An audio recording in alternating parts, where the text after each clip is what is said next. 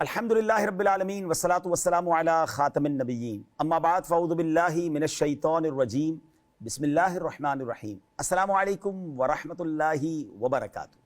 ناظرین، فطرت کا یہ قانون ہے کہ جب سورج کی تپش بڑھتی ہے تو انسان سائے کی تلاش کرتا ہے، کیونکہ سایہ سکون اور زندگی کی علامت سمجھا جاتا ہے۔ لیکن انسانی تاریخ کے سینے میں ایک ایسا لرزہ خیز دن بھی دفن ہے کہ جب قدرت نے اسی سائے کو انسانوں کے لیے ایک ایسا خفیہ جال بنا دیا جس میں پوری کی پوری قوم پھنس کر رہ گئی۔ یہ ان بدقسمت لوگوں کی کہانی ہے جنہوں نے اپنے نبی سے خود یہ مطالبہ کیا تھا کہ اگر تم سچے ہو تو ہم پر آسمان کا کوئی ٹکڑا گرا دو۔ انہیں معلوم نہیں تھا کہ ان کی یہ خواہش ایک ایسی خوفناک شکل میں پوری ہوگی کہ ان کے جسموں کا پانی کھول جائے گا اور کھوپڑیوں کے اندر دماغ تک پگھل جائیں گے۔ سوال یہ ہے کہ وہ کون سا جرم تھا جس کی سزا سائے کا عذاب تجویز کی گئی؟ اس راز کو سمجھنے کے لیے ہمیں چلنا ہوگا سرسبز و شاداب وادیوں کے شہر ایکا کی طرف۔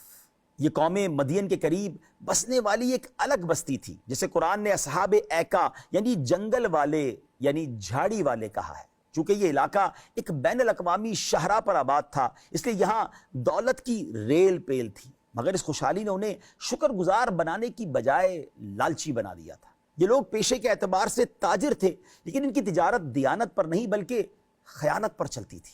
ان کا سب سے بڑا جرم ناپ تول میں کمی تھا۔ ان کی نفسیات یہ تھی کہ جب یہ دوسروں سے مال لیتے تھے تو پورا ناپ کر لیتے، لیکن جب انہیں دیتے تھے تو ڈنڈی مارتے، کم تولتے تھے۔ یہ صرف تاجر نہیں تھے بلکہ یہ کاروباری رہزن تھے جو راستوں میں بیٹھ کر مسافروں کو لوٹتے تھے اور زمین میں فساد بھی پھیلاتے تھے۔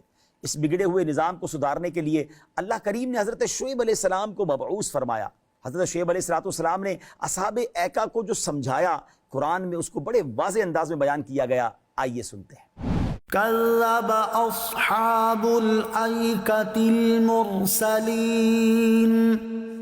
إذ قال لهم شعيب ألا تتقون إني لكم رسول أمين فاتقوا الله وأطيعون وما أسألكم عليه من أجر إن أجري إلا على رب العالمين أوفوا الكيل ولا تكونوا من المخسرين وزنوا بالقسطاس المستقيم ولا تبخسوا الناس أشياءهم ولا تعثوا في الأرض مفسدين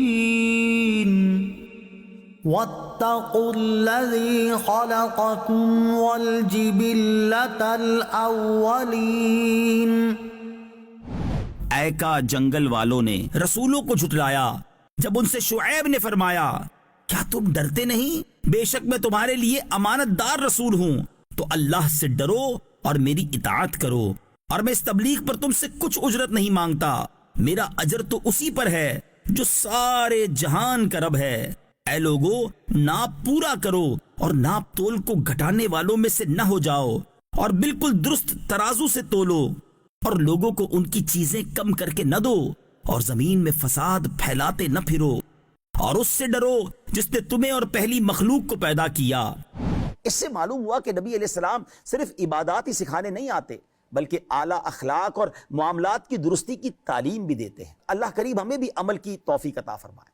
لوگوں نے حضرت شعیب علیہ السلام کی نصیحت سن کر کیا جواب دیا، وہ بھی قرآن میں موجود ہے۔ آئیے سنتے ہیں۔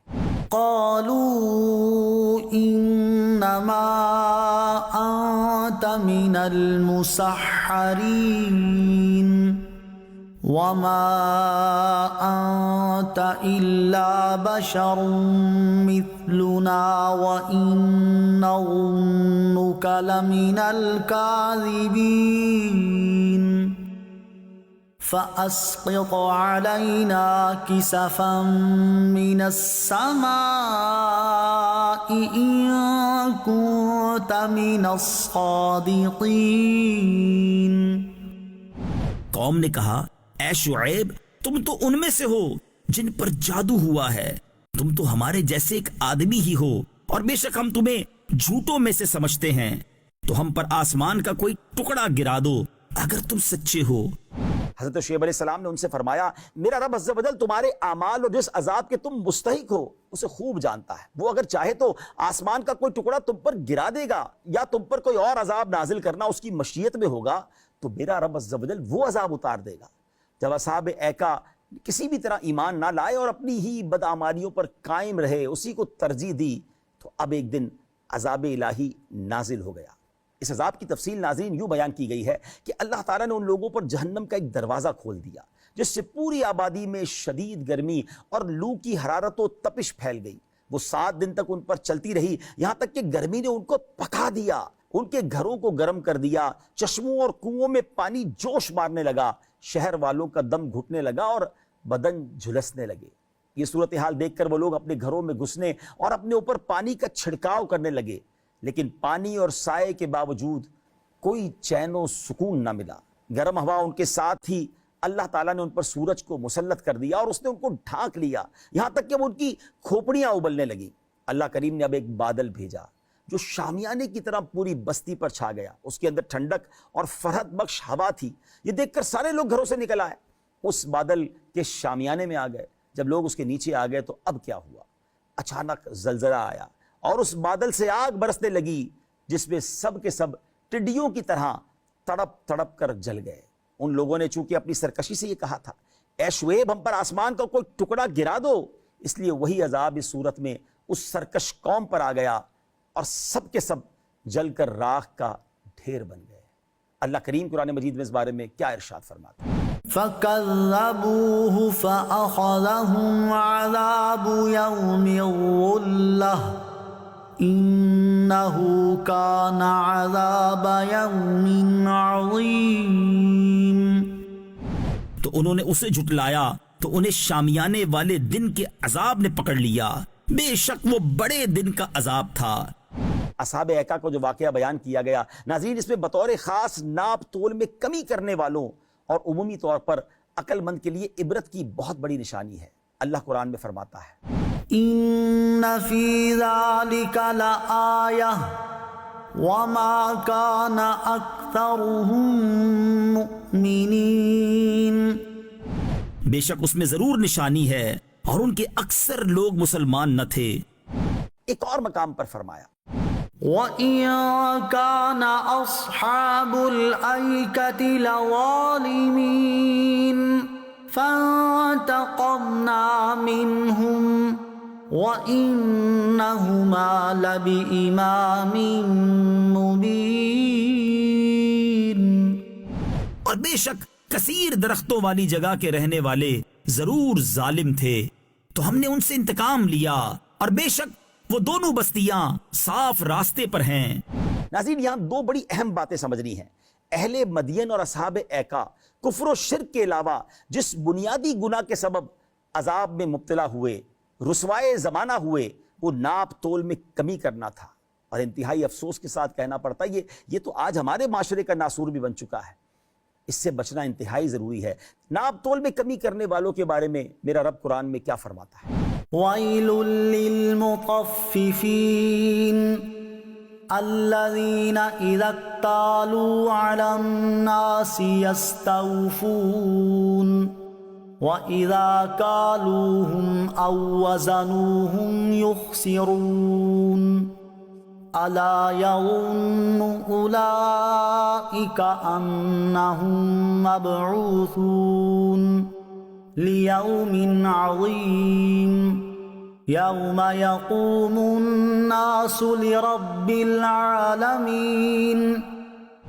کم تولنے والوں کے لیے خرابی ہے وہ لوگ کہ جب دوسرے لوگوں سے ناپ لیں تو پورا وصول کریں، اور جب انہیں ناپ یا تول کر دیں تو کم کر دیں۔ کیا یہ لوگ یقین نہیں رکھتے کہ انہیں دوبارہ زندہ کر کے اٹھایا جائے گا ایک عظمت والے دن کے لیے، جس دن سب لوگ رب العالمین کے حضور کھڑے ہوں گے؟